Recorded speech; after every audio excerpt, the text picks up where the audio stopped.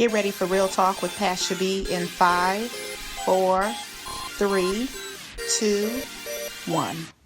Thank you for tuning in to this week's episode of Real Talk with Pasha B. And this is Pasha B here for another podcast. And of course, I have with me Sheneka. Hey, girl. You forgot the wonderful sidekick co-host, Sheneka. Let me do that again. Do that again. Okay. Sorry, y'all. She's so needy. All right. Thank you for tuning into Real Talk with Pasha B. This is Pasha B, and I am here today with my wonderful co-host, sidekick, official note taker. Yes. Sheneka. Notes. Hey, Pasha. How are you? Wonderful, wonderful. Hey, everybody out in the cyber world. How's everything been going with you? It's been a while since we podcasted last. So, since we podcast, I've celebrated my birthday recently. Yay! So, yay, I'm another year older, wiser, better. Fine wine. Mm-hmm. How have you been, Pasha? I've been good. Weather in Atlanta has been it's cold. It's not cold. Oh, my God. So let's just remind the audience that this child, although she was born in Miami, she was raised in Connecticut. So she acts like this is Antarctica. Ain't fooling with it. I have 5 bedrooms in my 5 windows in my bedroom. And 5, right? So that should be for a nice view. Yeah. Shit. Till it gets cold, then it's something else. But this is probably we probably have a couple more episodes for 2019. Yes. All right. So if you have been listening for the last couple of years, and if you have not subscribed, liked, or shared, we're just going to take this moment to ask you to subscribe and share the the podcast is on YouTube and on Apple Podcasts. We try to upload on Tuesdays. So tell somebody. Phone a friend, tell someone. Mm-hmm. And also, Real Talk with Pasha B is on Facebook. We are also on Instagram under Talk with Pasha B, Twitter, Talk with Pasha B, and the Real Talk with Pasha B Facebook page. All right. So, typically, we try to have a real good time on the podcast. And today we started out real light, but we're going to get a little deep and heavy today. So, we're asking you to definitely tune in, listen. We're also asking for your feedback after we upload the podcast about what you think. So, today we're going to be talking about domestic minor sex trafficking.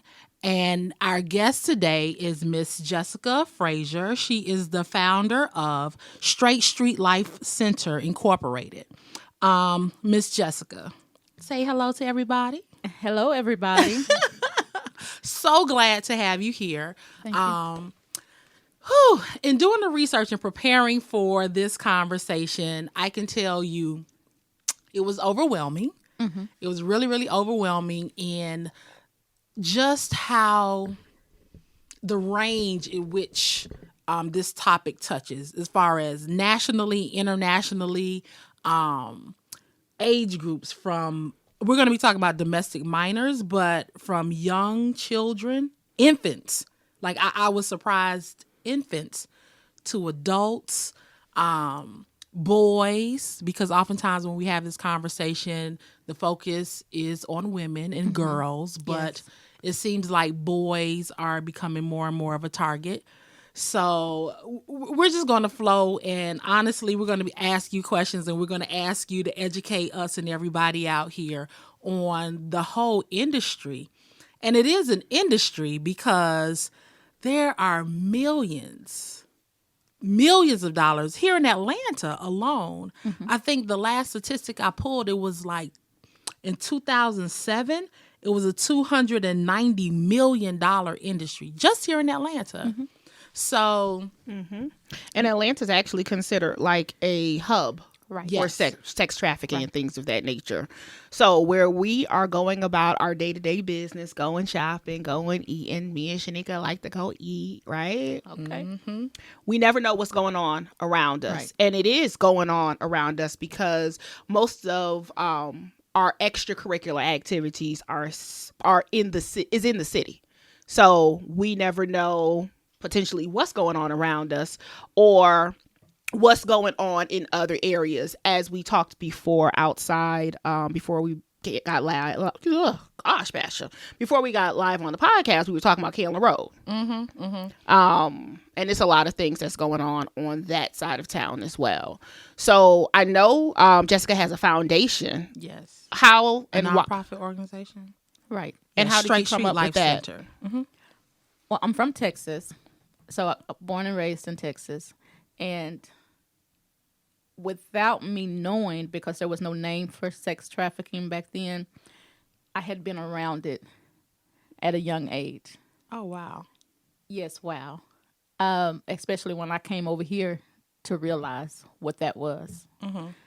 So whenever I was 14, going on 15, I had been exploited by a preacher.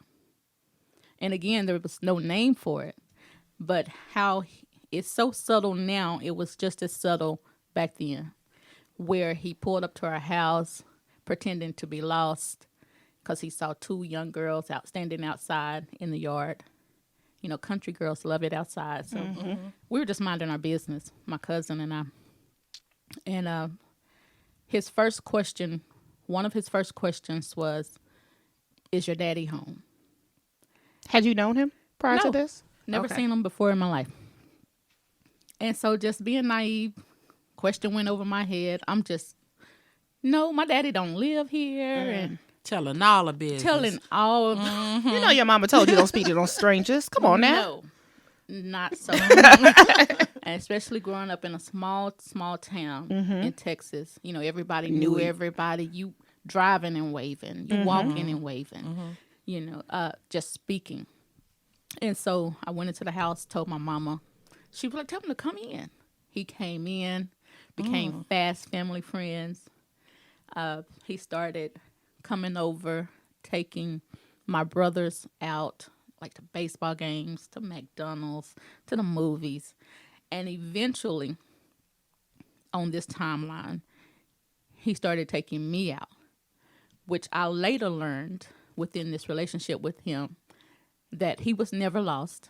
He told me this. And he was 25 at the time. He told me he was never lost. They saw us standing outside, and they turned around and came back to our house. You said they. Who else was in the car? It was two young preachers. Okay. Yes. And they were indeed preachers. Yes. Wow. One of them had a church in another town. So he Okay. was actually pastoring. Okay. And so we actually, you know, was in a relationship and not knowing Wait a minute. Hold up. What do you mean in a relationship? in a sexual relationship. Now you need to give. Right, You right, got to right. build up to this, Jessica. Can I point out some timelines? So Okay. what I heard you say was that you were 14 when you met. When we met, And at that point in time, he was 20. 25. So that's a 9-year age difference. No, that's an 11-year age difference. Okay. Right.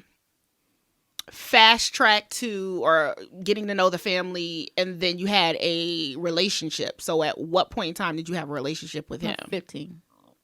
Did your family know about this relationship? No. Okay. No. Okay. As again, keep in mind the status of a preacher or a pastor in a country town is like just Yes. huge. Gotcha. Yes. And prior to that exploitation, because I got to give y'all a little backdrop, because it's a part of the girls' makeup that I work with now. There's always this predisposing situation as far as them becoming exploited, which is usually molestation or rape. Gotcha. And so from 5 to 9, I had been molested. and never told anybody in my family because I heard one of my cousins trying to tell their mom on the same person. And she said, girl, go on somewhere, quit lying. And I looked at that and I said, well, nobody will ever believe me. So keeping stuff internally was not a problem. Like not sharing, even if it felt wrong. So fast forwarding back to him, we actually moved from that small town to a bigger town because my mom got married. But he followed me there as well. So when we got to this bigger town, there was a young girl in the neighborhood. Her mom was actually selling her. She was 9 years old, and her mom was selling her for drugs. Whoa. And what I knew at 16 and the people I hung around with, we knew that if we knew that she was selling her 9-year-old for drugs, that the adults in our neighborhood they had knew. to know. But nobody did anything. So I push community a lot with Straight Street, and whenever I do community awareness, you probably came to one of my... Yeah, I did. Okay. I did. I push community because it takes the community, it takes the village, to be vigilant and watchful over these children. And I think about her all the time, and it kind of, that 9-year-old, she's way grown now, probably in her 40s, or no, late 30s or so. But I think about her now, and I get an extra push because our community failed her. Absolutely. Okay, so I'm digesting this, Jessica. That was you just Well, you don't have gave someone a lot of information. Yeah, and you don't have someone that's so honest about the experience. So to hear you speak of your personal experience, being candid about it, it's a bit much. Not in a negative way, but in a, now you have brought it to light. Like, you have said it. It's real. Yes. And then now the processing happens of, well, what I'm going to do with this information. And I think even with the family dynamics is very important, because you touched on two things as far as family dynamics. So the prestige associated with certain individuals. Yes. There is, I don't know if it's just being naive or just taking for granted that a title does not make a person trustworthy. A title does not make a person honest, a good person. It's just a title. Right. So that dynamic of your family or your mother being trusting of this individual because he held the title of a pastor or a preacher. Right. And then the other dynamic of having a parent who's on drugs, selling their child, and recognizing that everybody knows that this mother is selling her child and nobody's doing anything about it. Right. Nobody's doing anything about it. And in those situations, as a victim, what do? Because the people that you trust who should be protecting you, these individuals have turned a blind eye. So with all of that, you're setting the stage for a victim not to even seek help. Right. Or share the information because they've seen that nobody's doing anything about it, that they're not protected. Whoa. Right. Okay. So you said that you kept, or your mother did not know that you had a relationship with him. Right. So explain to me how that went about. Well, she didn't even know about the molestation until I was 28. Oh. Right. When I was 28, I shared that with her. I was an only child until I was probably about 11 or 12. And even then, I spent a lot of time at my grandmother's with just a whole bunch of other cousins. And you kind of get lost in the shuffle. Yeah. Especially being an only child. So what it looked like back then was the children have the children, and the children pile the children on top of the grandmother. or the grandparents. So my grandparents had like some land. It used to be a farm, but as I grew up, that went away. But being over there and not having an older sibling, I had to fight a lot. And so she didn't know a lot of things that was going on because she was working and, doing her thing. And everybody just assumed that we were okay. And I guess I asked the question because you said relationship. So is this a typical relationship and I'm asking because thinking someone's over the age of 25 having a sexual relationship with someone that's 15, were y'all going out? Like, yes. And that's why So you consider this your boyfriend? Honey, this is how it is. This is the game then and now. Okay. You have your grooming process. And they don't have a time frame on the grooming process because in the end, it's all about their gratification. In his case, that's what it was, gratification. It's like I wasn't prostituted like most of the girls that I work with, but that exploitation was there because he had me set in his mind the entire time. And so what it looked like is he would take me out to dinner, take me to the movies. And of course, in my mind, I'm being treated very well. I'm being treated nice. And this is unusual for a man of any sort. So yes, I did internalize it as a relationship. And I get how you internalize it as a relationship because, Sheneka, we've talked about this. Even though he may have worn the title of some type of clergy person, this happened all the time. Yep.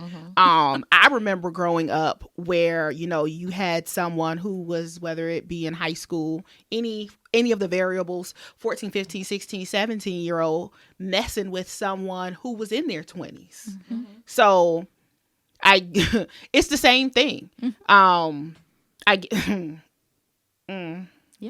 So let me add on to that. And so my question, is it a question? I'll make a statement. So having a conversation with a couple of guys, and this topic came up because typically I'll talk to people when we have upcoming podcasts just to get a feel about different perspectives. And one perspective that had been shared from a man's standpoint is, and I'm sure you've heard this, but what about these fast ass girls? They're 15, 16. They know these men are grown, right? They know they have cars. These men are at the middle schools, high school, picking them up. What responsibility is it on the girls? And so how would you respond to that? Because there's a group of people who feel that 15 and 16 is old enough to know better. And I can understand how they would think that. But one of the questions I would ask them in return is, do you know her story? Do you know her background? Because that plays a huge part in how she perceives this relationship or this man that's treating her like this right now. And even if she doesn't know that he has another motive yet, what she's getting from him at that moment in that time and space is huge, and she's craved that attention. And so she wants to hold on to it. And it does look like she's a fast girl, because I was called that by most of my aunts and, growing up. And I did have a flip mouth, but that's because I grew up, again, around all these older people when I was at my mama's house. Or I actually preferred being around older people. So I was called Fast. Jezebel, fast, just flip. But no one knew what you had experienced up to that time. Nobody knew the experience from 5 to 9. Nobody knew that actually, before he even happened, a situation happened where I was almost raped by this huge guy. And the only likeness I can put him in is like Shaq. Oh wow. He was like, yes, wow. And it just happened. I had said like this little prayer. I was like, oh God, not again. And after I whispered that, some lights shone through the window. Mm-hmm. And he jumped up and ran out the back door. He was let in our house by one of my cousins. And So you initially started your story saying that there were two of them. yes. So I want to go back to that, and I also keep us on track, Pasha, because I'm Okay. and I also no because I told think the discussion allows for people to see if they don't know. It allows for you to see what it is. Mm-hmm. So there were two, and then I also heard you say that you were able to have a conversation with him in which he told you what his motives were. Right. So I guess I'll ask the first question going in reverse. Was this conversation with him at when you were at a certain age after it happened, or was he jailed or something like that where you were able to confront him with what he had done to you? I was older. I was probably in between that 16 and 17. Because like I said, he followed us to the another town where we lived after she got married. So he had called me. He was like, hey, coming through. You got some friends, want to hang out, and da-da-da. So I did. I called a couple of friends. Mm-hmm. And only one could go. But we ended up back at his apartment in Waco, Texas. And, he shared that around that time. And I don't think I saw him again after that. Okay. So he just disappeared? Yeah, I was being really silly that day. Like, I don't know. I guess because I had brought my friends along, I kind of felt empowered at the moment. So I was doing, like, really silly stuff. Mm-hmm. If some of the stuff that I remember. Mm-hmm. Like taking off in his car, and so he was like really mad at me. Gotcha. Yeah. He probably wasn't able to control you as much. Right. Okay. Right. The second person that was in the car, did that person, I guess, prey on anybody else that you knew? No, he tried me. The second person as well. He was actually the one that was that was pastoring a local church, and so he and I went out to the movies as well, and I felt really strange with him. Going up to the window at the movies, I remember calling him Daddy. Yeah. Was that voluntary?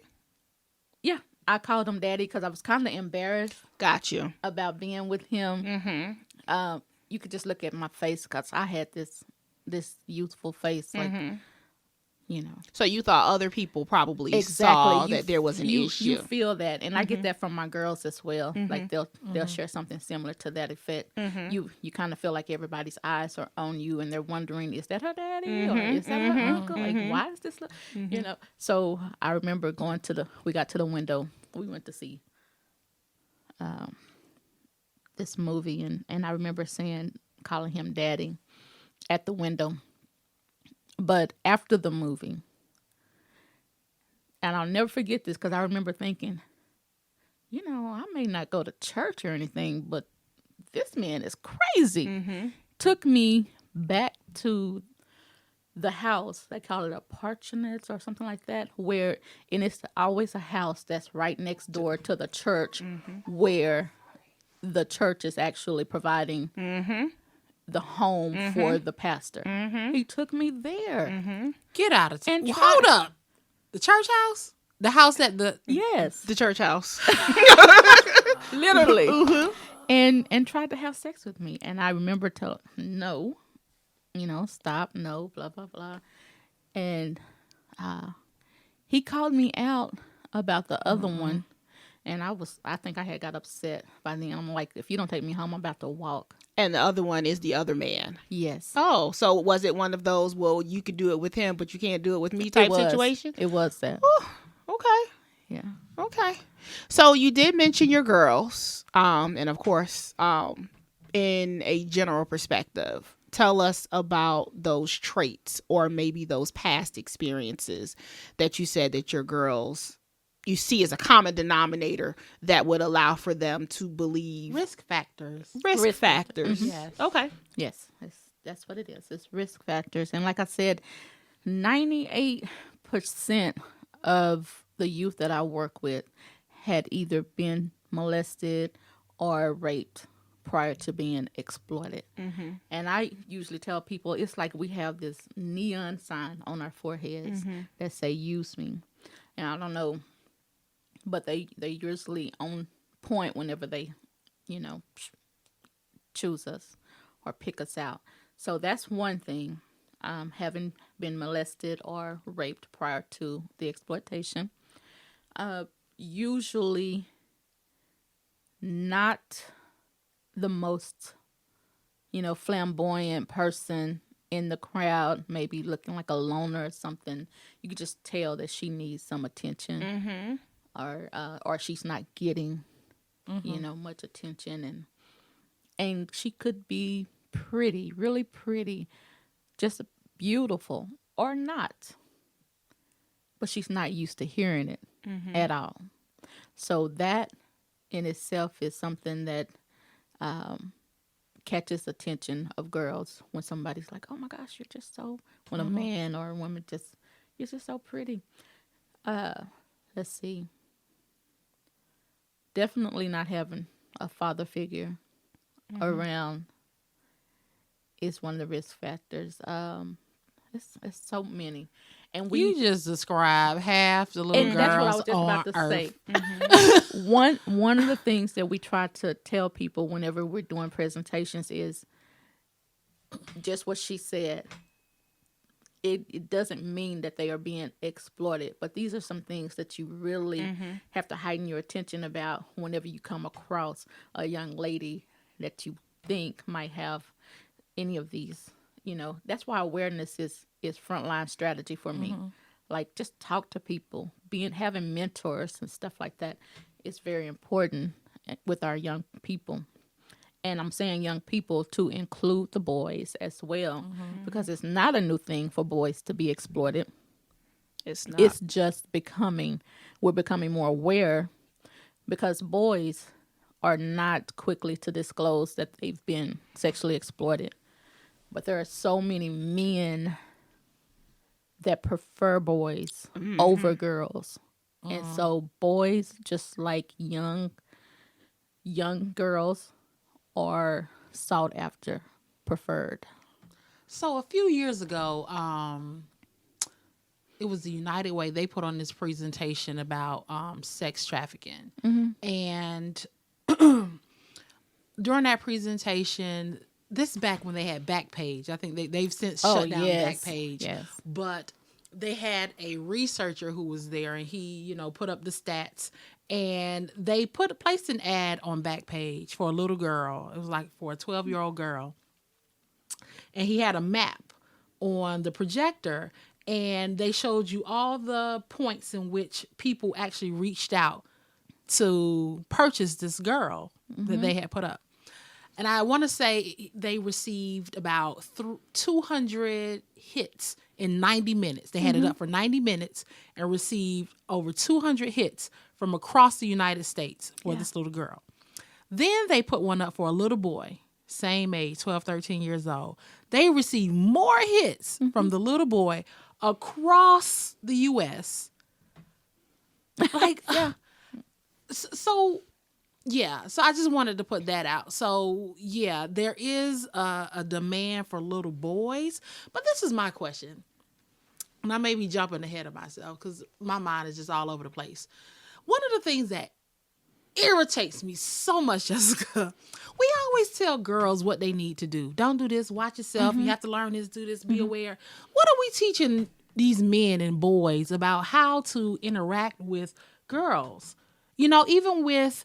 in some of the videos I was watching, they were talking about the arrest factor in girls for prostitution, right?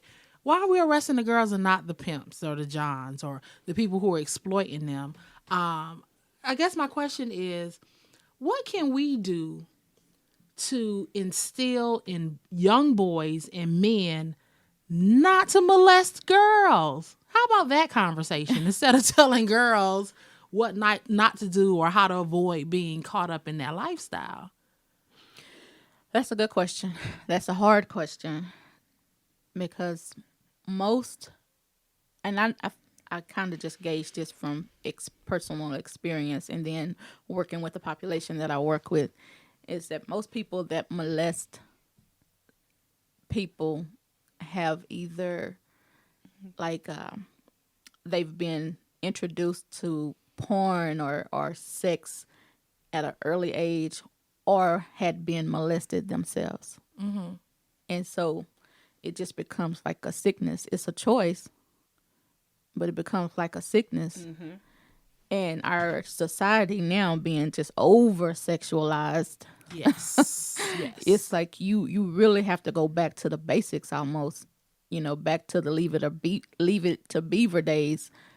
And nobody's trying to go back there, but it was a simpler time. What else was your question? Just the conversation piece, Just about having that with the boys. Yeah, because the conversations are different. Yes. For example, and I know I'm going real left with this, so just recently T.I. had been put on blast about going to the gynecologist with his daughter, checking her hymen, and I guess he's thinking that that's going to ensure that she's a virgin. Right. But the latter part of that is, so you're so concerned about your daughter's virginity, you're not concerned about your son's virginity, because based upon what's being reported on his show and on social media, his son, I think he's 14, 15 years old, is having sex. Rite of passage. Mm-hmm. Right. So here it is, the conversation that you're having with your son completely contrasts the actions and the conversations that you're having with your daughter. It's okay. What he is saying, it is okay for you to have sex. He's also saying, and I'm not putting words in his mouth, but based upon it not being an issue, you're also saying that it's okay for your 14, 15-year-old child to engage with another female of the same sex, daughter. right? Somebody else's daughter. But you want to control the facet of your of-age daughter's virginity. Mm-hmm. That's wrong. So what conversations are people having? Right. Some of them are not having anything. Mm-hmm. And because we're in a hypersexualized society, or going back to somewhat of the status quo, it's okay for a man to do certain things and not a woman. It's obviously, and I'm saying it, but it's obviously okay for his sons to live a certain type of life, but not his daughter. So let's talk about some of the stats, especially whether it be local stats or stats within the United States. I know Sheneka's note taking; she has stats. Well, let's talk about some stats. I did like a page and a half, and I just stopped, and I was like, "We're just gonna let Jessica talk." Yeah. But some of the things that I found, as far as the cities, so Washington, D.C., Atlanta, Orlando, Miami, Las Vegas are like the top cities for sex trafficking, domestic, minor sex trafficking, and sex trafficking overall. And one of the things that they point out is if it's a major city, a major tourist destination, and also if they have an international airport. Right. So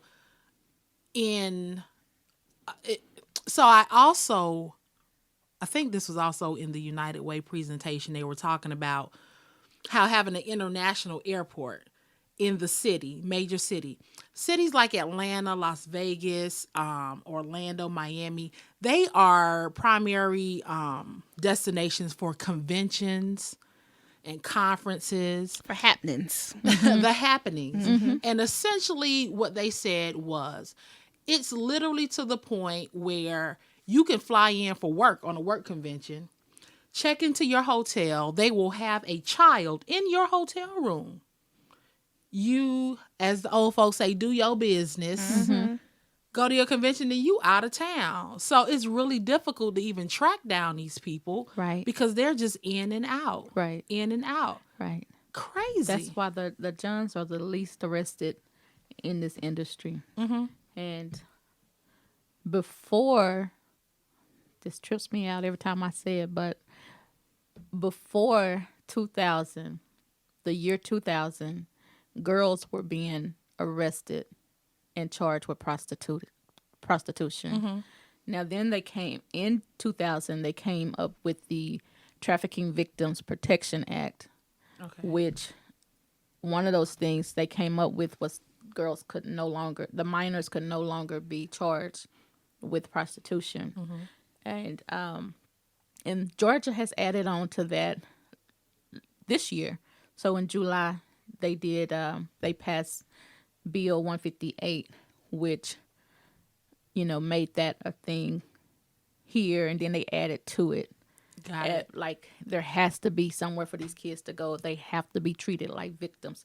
They have to get treatment because it's traumatic. Mm-hmm. For one thing, it's actually trauma built on top of trauma on top of trauma. Mm-hmm. Because, again, part of that grooming process is they've gotten pulled in some kind of way.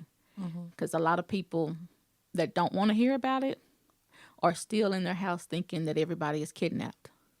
Yes. And forced into prostitution. Mm-hmm.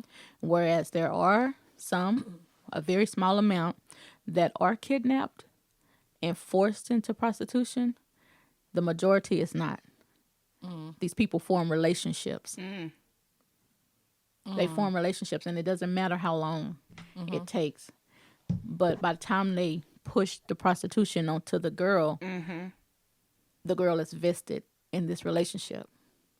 So there was one thing I read, and they were talking about in high school. So how that looks in high school is it could be a very introverted young woman, and you may have somebody who is on the football team or the basketball team, just show them some attention. And they're like, oh, you're talking to me? Oh, my goodness. Let's go out on a date. They put cheese on their Whopper, whatever, supersize.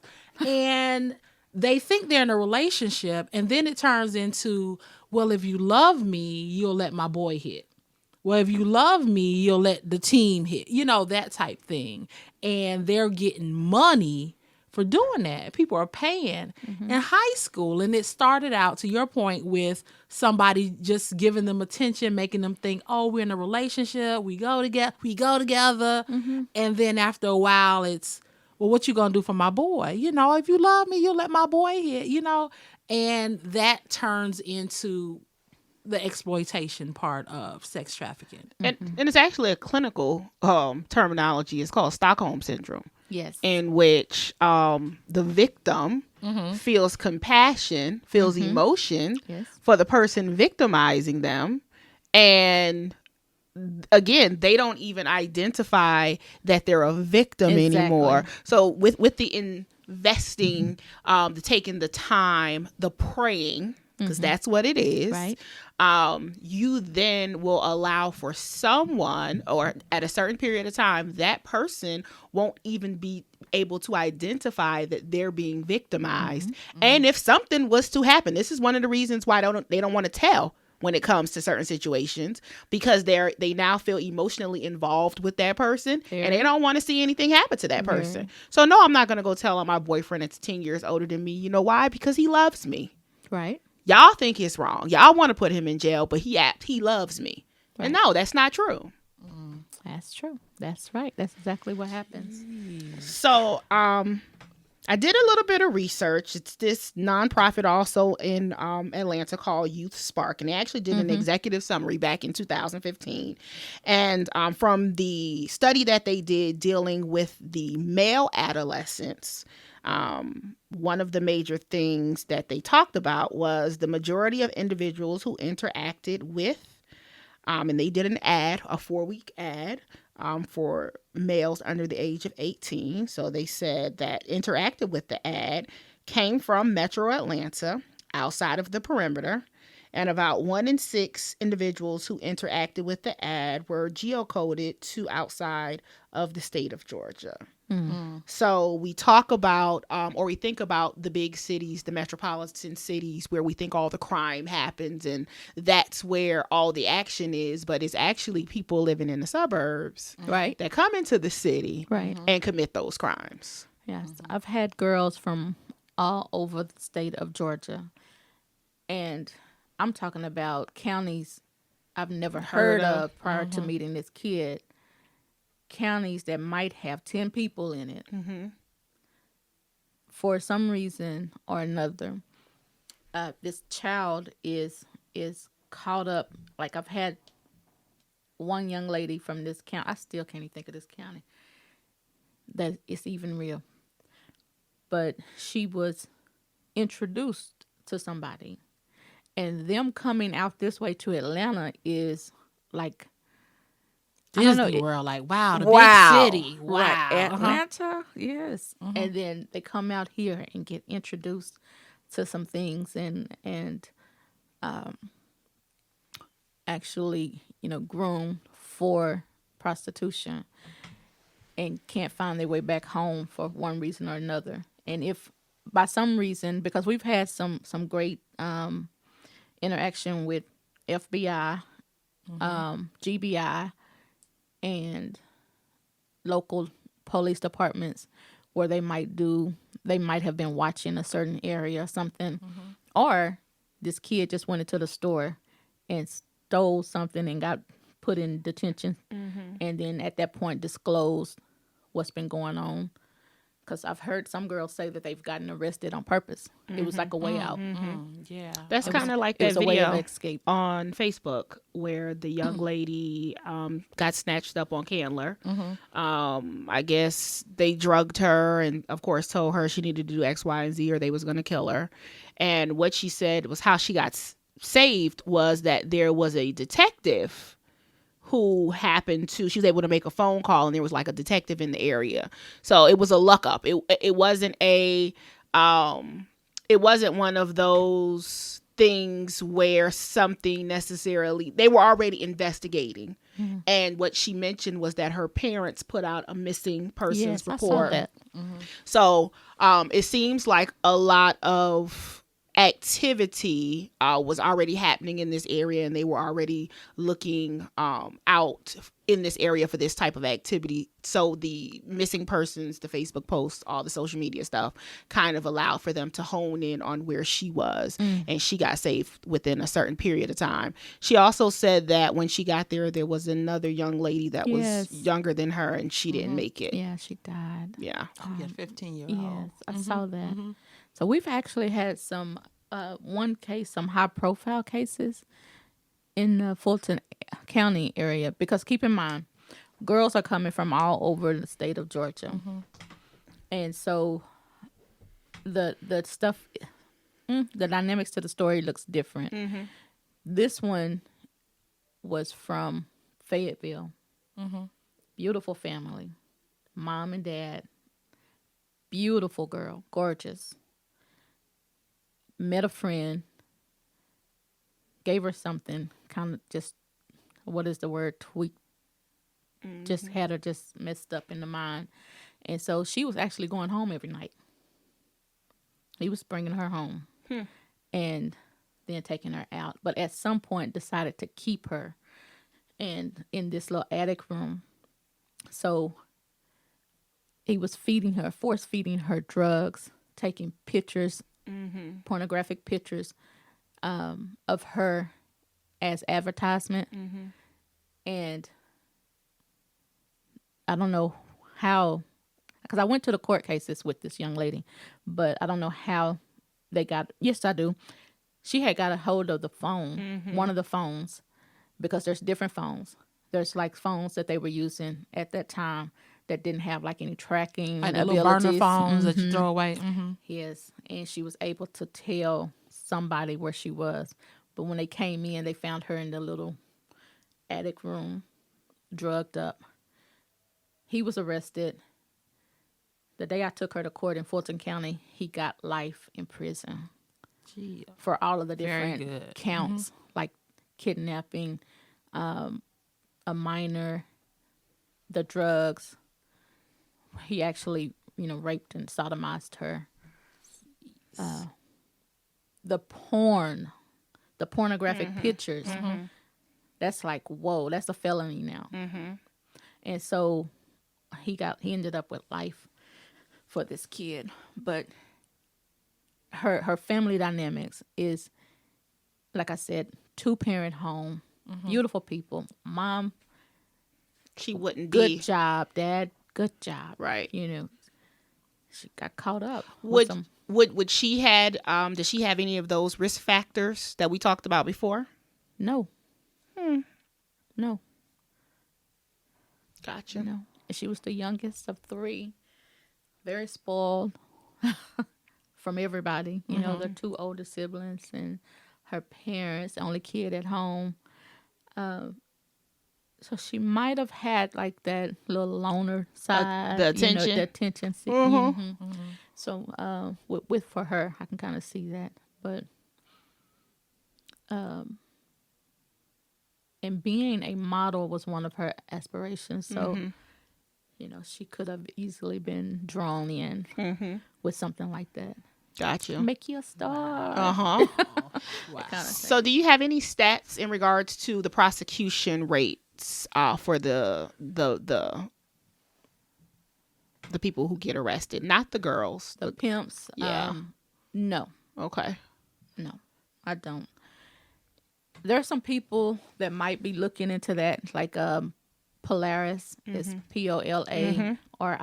They do a lot of research like that on that side. But again, it's so sketchy because just like you said, they're not trying to disclose who he is, where he is, what he's doing. Even on some cases where we've had young ladies do ride-bys with GBI or FBI and point people, places, and things out, there's some chance. This is the chance that the GBI or FBI is taking, but there's some small chance that this kid is taking them on a ride. Just picking out anybody. Gotcha. You know, So it's, because of that loyalty factor, because of that, like I said, that Stockholm syndrome. So it's literally like in order for someone to really get prosecuted, there has to be a lot of evidence. a lot, you know. Well, now with because of the Victims Protection Act, you don't have to prove force or coercion with the minors. So if they pointed somebody out, that would help. You know, that would give them somebody as far as to prosecute. But other than that, no force, fraud, or coercion have to be proven with the minors that have been trafficked. And that's pretty much the case. They did that so that they wouldn't have to re-traumatize. Victimize the victim. Yeah. So I'm just going to read down some information and we can kind of free flow from there. This information I'm going to share is primarily from Georgia, but it can be any city. Right. It can be any city. So when you talk about big events coming to town, Super Bowl, we had Super Bowl here in Atlanta. Oh, yeah. So during the Super Bowl here in Atlanta in February 2019, 169 people were arrested for participating in sex trafficking crimes during an 11-day sting operation, according to the FBI. 9 juvenile victims were recovered. The youngest was 14 years old, and there were 9 adult victims that were identified as well. In August, the FBI reported a sting operation. Apparently, there was a coordination nationwide, and 103 child victims were recovered from across the United States. And 67 traffickers were arrested, 7 of them right here in Georgia. I think I mentioned earlier, according to stats in 2007, Atlanta's sex trafficking economy was worth $290 million annually, and traffickers reported an average weekly earnings of about $33,000. And that's for Georgia. And this is just Georgia. This is Georgia. A study commissioned by the U.S. Department of Justice reported that Atlanta is one of the most profitable cities in the country for sex traffickers. And this article, an August article, CNN, Atlanta hotel employees help sex traffickers avoid police. That was headline. And they mentioned several well-known hotel brands around Metro Atlanta that were identified in this ring. And some of the signs that were that the staff ignored. They outlined multiple rooms under one name. Dozens of men visited the same rooms each day. And there were an extraordinary number of used condoms in the room's trash cans. And they said the hotel staff knew about it. In some cases, some of the girls went to the hotel staff for help. And because they had been paid off by the pimps or the Johns or whatever, they went back and told that the girls tried to, get help. And then that ended up in the girls getting abused by the Johns. When they went to go clean the room, they found blood all over the walls from where the girls were beat up, and they didn't report it. So these are things that people in certain industries, they know they have access to, but they are definitely participating in this whole process of keeping these girls captive. Had parents to do that same thing. Mm-hmm. Wow. One of the young ladies was actually rescued off of 20. The young man lives here in Georgia. Mm-hmm.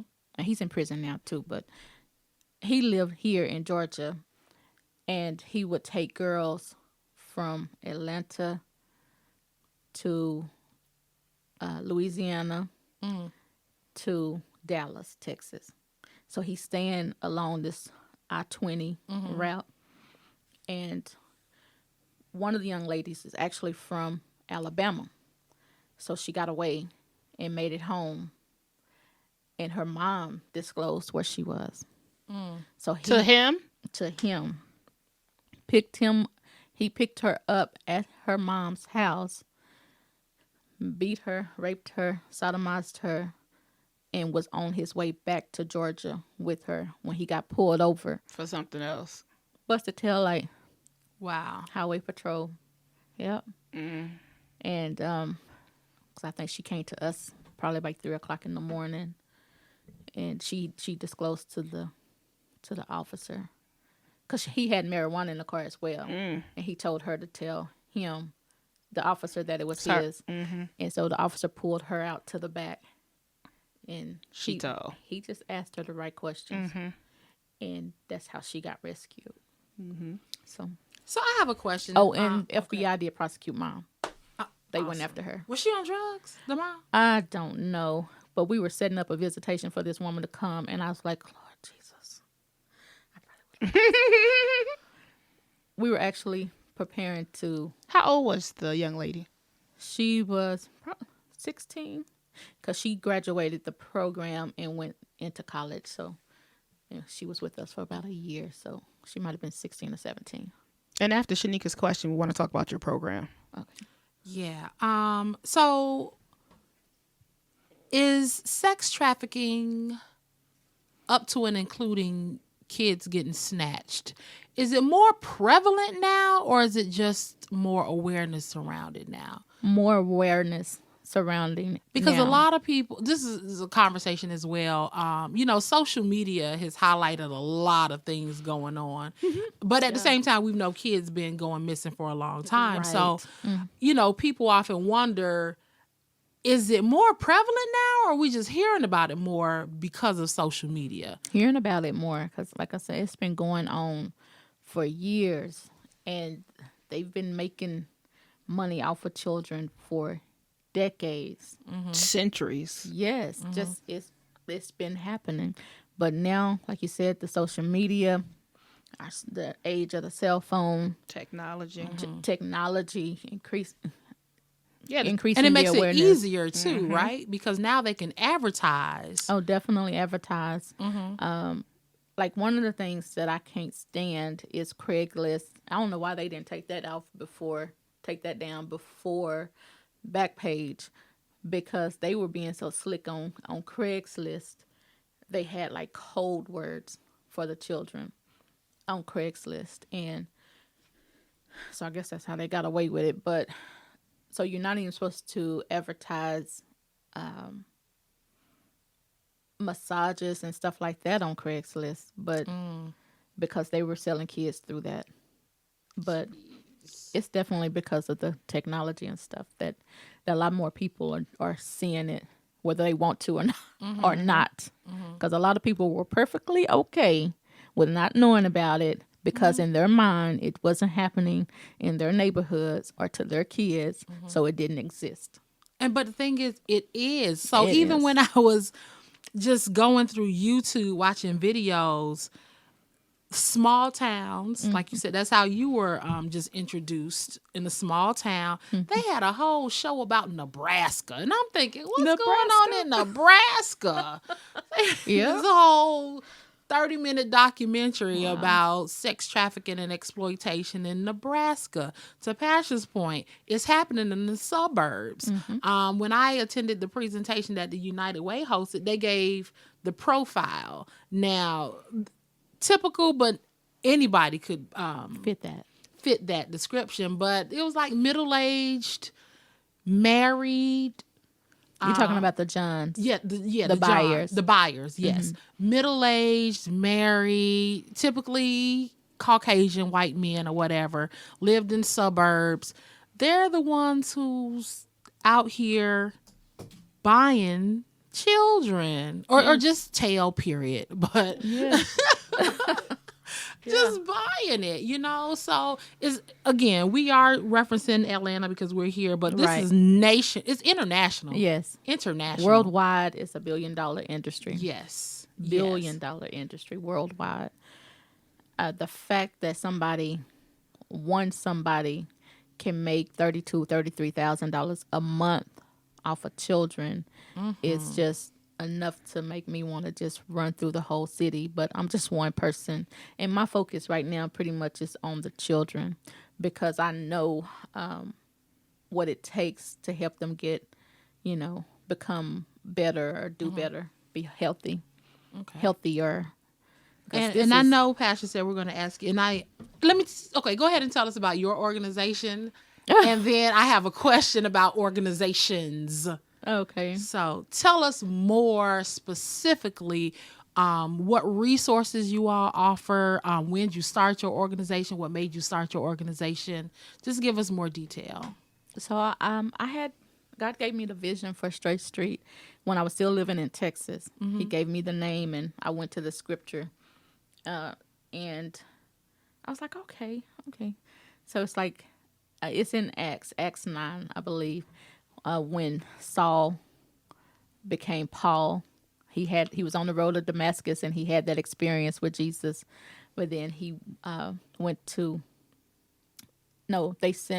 Jesus sent a prophet named Ananias to a street called Straight Street to lay hands on Paul, and so that he would receive his sight back because he was blinded on the road to Damascus. And the scales fell off of his eyes. And so I was like, okay, so are you saying everybody that come to Straight Street, the children that come to Straight Street, the scales will fall off their eyes, they'll be made whole, and I just took that and ran with it, with that name, Straight Street. And then I added the Life Center part.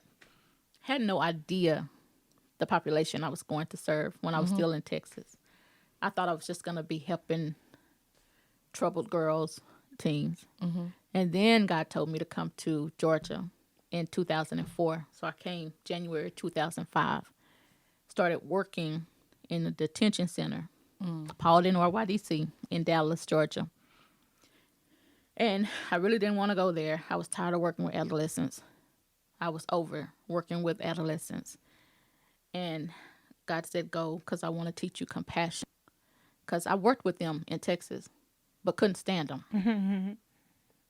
Just if you here with me, then you need to be here. Your mama should have whooped your butt. No compassion. So when I went to Paulding RYDC, I began to listen to the youth, the boys and the girls. And that's where the compassion came from. One of the young ladies, I was putting her in her cell one night, and she said, Officer Frazier, I'm leaving in the morning. And I just felt in my spirit, I'm going to see you again. So I said it out loud. I said, I'm going to see you again. She was like, I don't think so. Not unless you come to the hood. And you ain't coming to no hood. And I started laughing. I was like, you got that right. Put her in the cell. 2 years later, I left Baltimore YDC and started working for the very first and only CSEC safe home in the entire state of Georgia, which was Angela's house. And I got a photo of a girl, read her profile. I was like, this is she. Officer brought her to the door. She saw me and put her head down. I said, you remember me? And she just nodded. But it was that same little girl. And she was 13 when I met her in the detention center. 15 when she came to me in the safe home. The CSEC home. And CSEC is commercially sexually exploited children. That was the only terms we had for it back then. And so when she came to the home and everything, I knew then, working with them and listening to their stories, that's when I realized I had been exploited. Listening to their stories. I was like, well, this sounds like me. And at that moment, it was during that time that I realized that this is what I'm supposed to be doing. This is the population that I should be working with, going back to the 9-year-old, going back to my story, going back to community, how my community, which is my family, my first community, failed me. Her community, which is her first community, which is her family, failed her. Our community of neighbors as a whole failed us. And so that just drove it on. I was like, okay, God, I'm getting it. Pieces are coming together. The pieces of the puzzle. And so, again, Straight Street, then I started doing the incorporation and of course. What's the audience or your girls? What age are they? 13 to 17. Okay. And the resources that you offer them? So right now, because I don't have a physical building for the safe home, I do community coaching. So girls come to me through maybe like a DJJ, our local. So, and I do life coaching with them.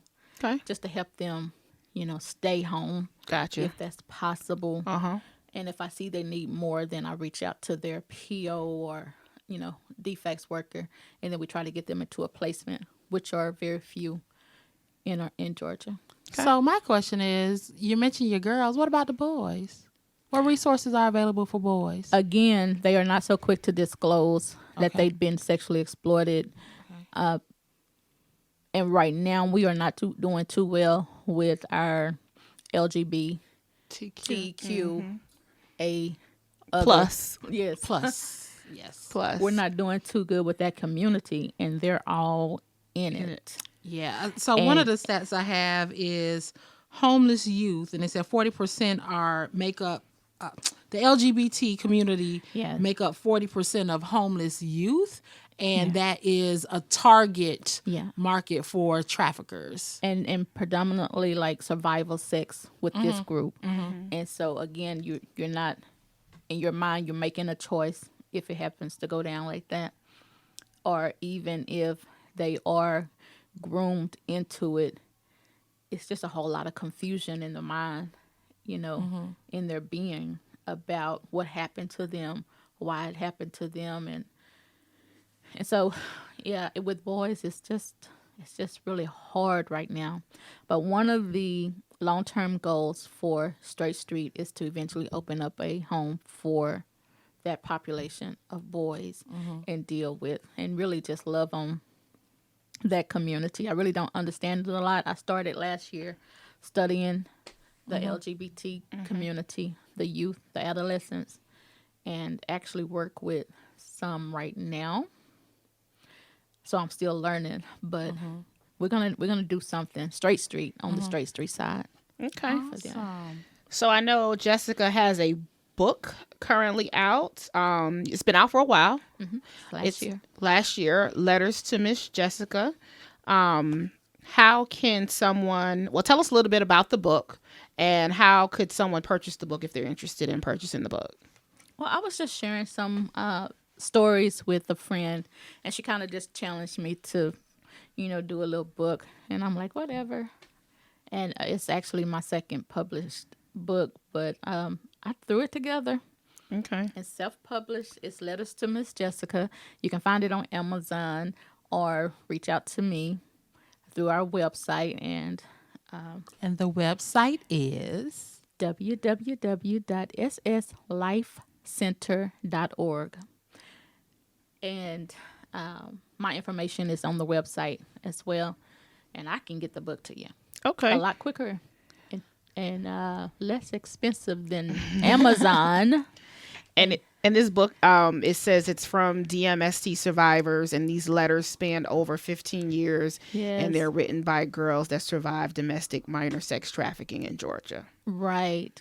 So now, and I still keep in touch with like a lot of girls. I have some girls that are like 27 now, 27 years old that I've worked with years and years ago that are doing very well, and they keep me like abreast about certain girls that was in the safe home that are not doing so good. Like some people go back to the life because it's familiar. It's what they're, it's their thing. But so they become adult prostitutes. So I think we've scared a whole bunch of people.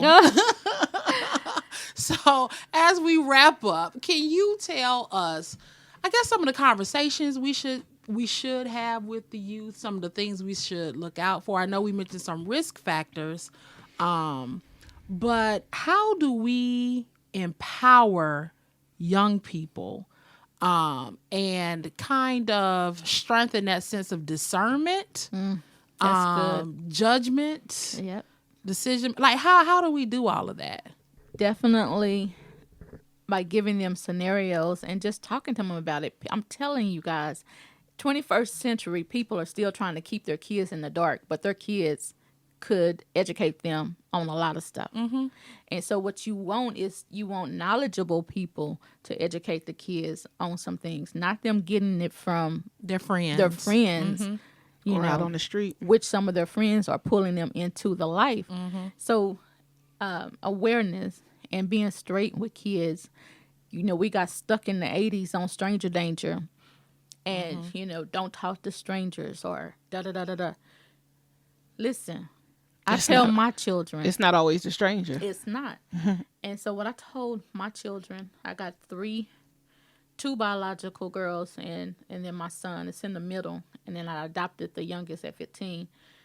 But I told them, trust your Noah. Because it's going to alert you that something here is not right. And so if you don't have anything else to do or say, go, just move, get out, just go. Because I've had like a lot of those feelings around the people that molested me. But I didn't act on it because I came up during the time where, you don't just, be rude and, you just, it's weird. Respect your elders. Yes. But I had this Noah that was alerting me that this person don't mean me any good. No good. And I knew it. And I knew something was about to happen to me. And it did. But I didn't trust it. And I didn't know to trust it. And that was discernment. And so you just got to let them know that, no, you stay safe. And if You they protect can't, you. and if they can't share with their parents, like you said, you didn't feel comfortable. Can you kind of identify those people who are mandatory reporters, who kind of have to tell if they wanted to go and share that information with someone, With the youth? with the youth? Well,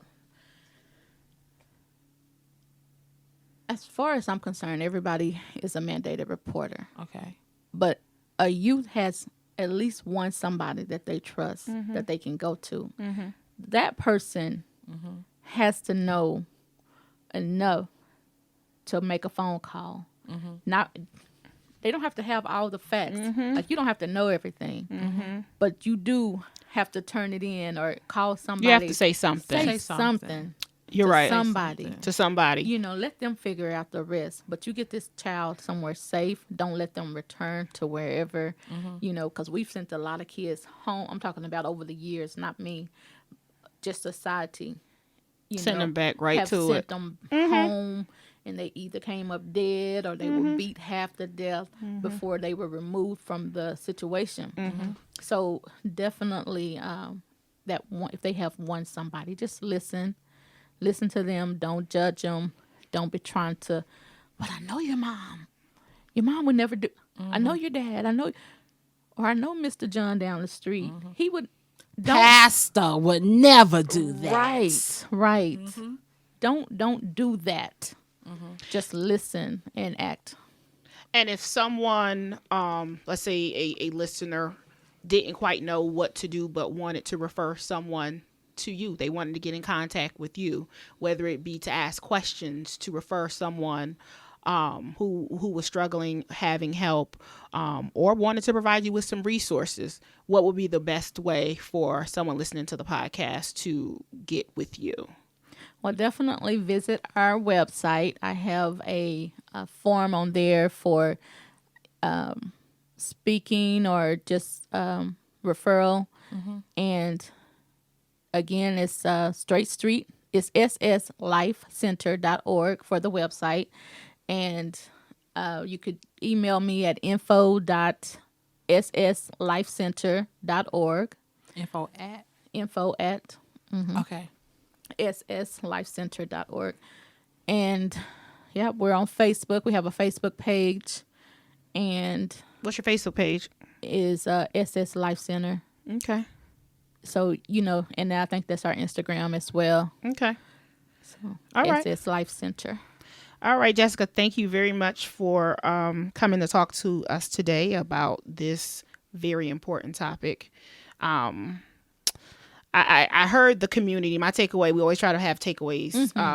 And what I heard was the community being responsible for the people in the community. And I think we neglect that on various levels, depending on what we're talking about. Yes. So being more in tune, not thinking about, well, it can't happen or this is not happening, because it can happen. And it's been shown time and time again. And at the end of the day, we have to protect our kids, protect children. So that's what I got as my takeaway. Sheneka, you have anything to close us out? I'm not even done with all my notes, Pasha. I have more. It's broad. I know. Yeah, I mean, pretty much everything that you said. I think conversations should also take place with your boys and the men in your life. I don't know. Helping children strengthen critical thinking skills. Like you said, that discernment, exercising that.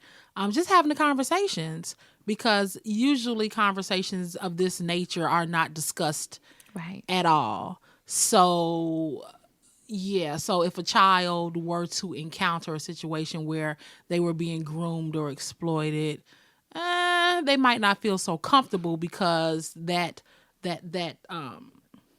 outlet hadn't been established already. So definitely, that's definitely a takeaway that I have. Yeah, Pasha. All right. And to close this out, again, if you enjoy listening to our content, please like, subscribe, share. And not only just sharing it on social media, but sharing it with your group of people, your community, and start having these discussions on your own. Because it's happening, and we can't sit here and think that it's not happening. It's happening every day. All right. Thank you again, Jessica, for coming to chit chat with us today. Thank you, Jessica. Thank you, guys. For all right. information so much. And until next time, y'all. Peace.